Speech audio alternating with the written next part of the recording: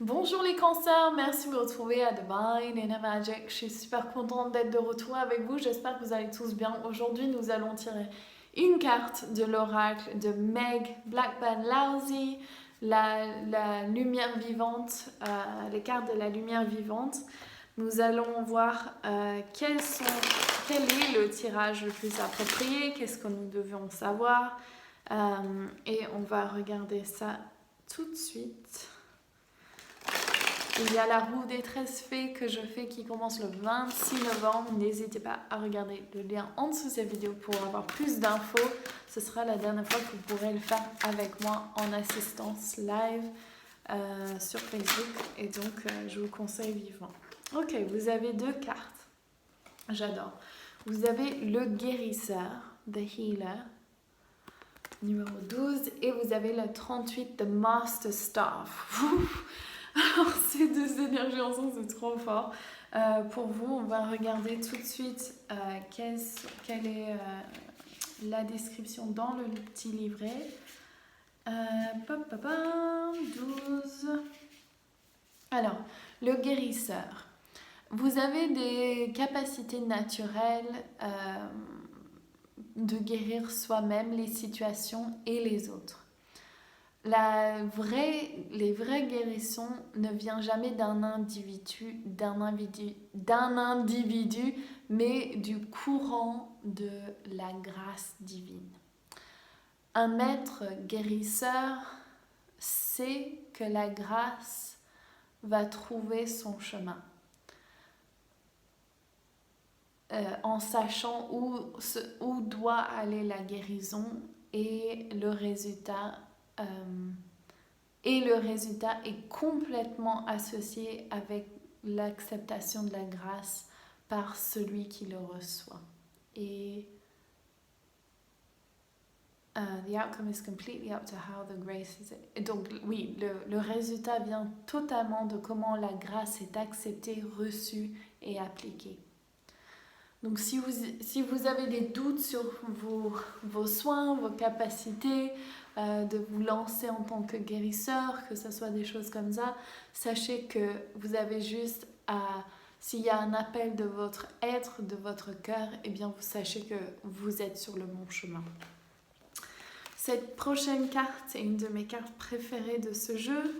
Vous allez voir pourquoi. The Master Staff. Donc ceci, c'est comme le staff, le bâton, comme le bâton de Gandalf, le bâton du maître, donc comme le grand bâton qu'on tient, je ne me rappelle plus le bon mot en français. Ces cartes vous demandent de considérer votre mastery, le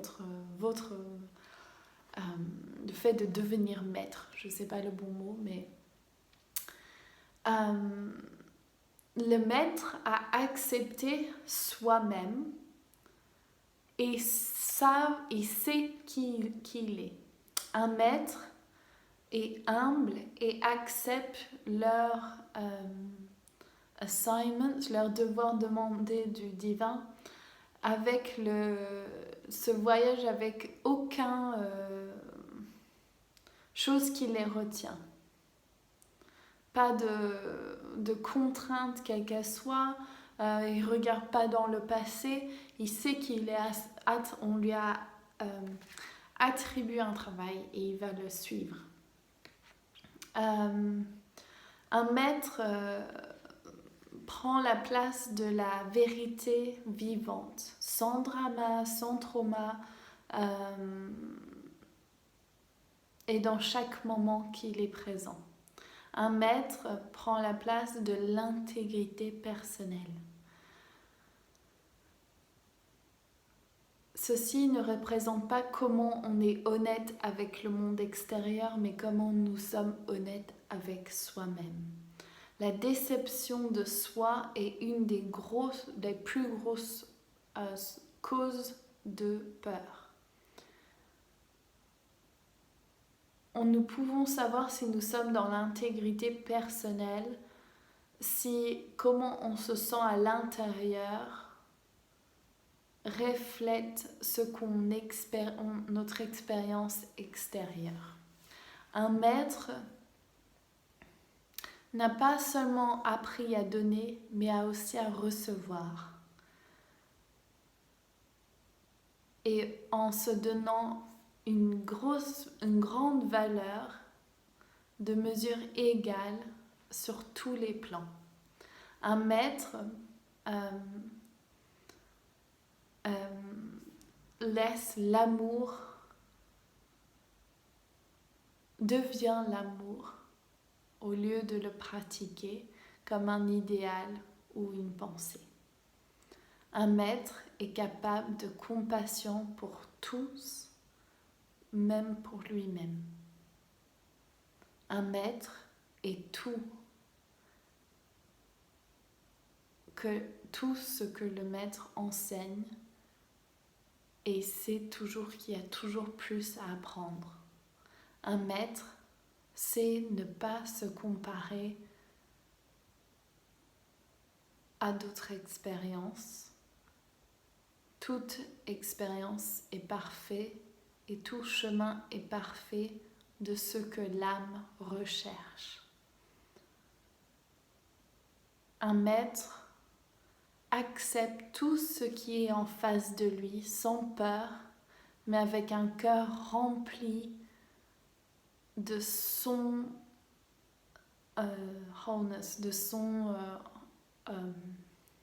complétude ou de son être intérieur. Un maître dort bien la nuit, sachant qu'il a fait tout du mieux qu'il pouvait dans toute situation à travers la journée, et c'est tout ce qu'il aurait pu faire. Un maître sait qu'il n'y a aucune mistakes, donc aucune mauvais pas, aucune maladresse, que des opportunités pour changer de direction et d'apprendre de quelque chose de nouveau. Et au lieu de se taper dessus ou sur l'autre, il rigole de l'humanité et de savoir où ces choses vont lui mener. Un maître ne regarde personne pour être approuvé, mais il est ouvert à tout le monde de partager et d'accepter des nouvelles avenues de pensée et de sagesse que les autres ont acquis. Après tout, nous avons tous un morceau du puzzle de la vie. Non, il n'y a pas la vie, mais on a tous le morceau du puzzle. Un maître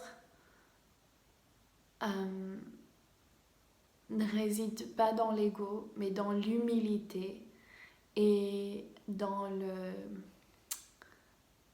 wonder, c'est quoi le questionnement ou la demande de toute possibilité infinie. Un maître ne pense jamais qu'il a tout appris parce que c'est impossible.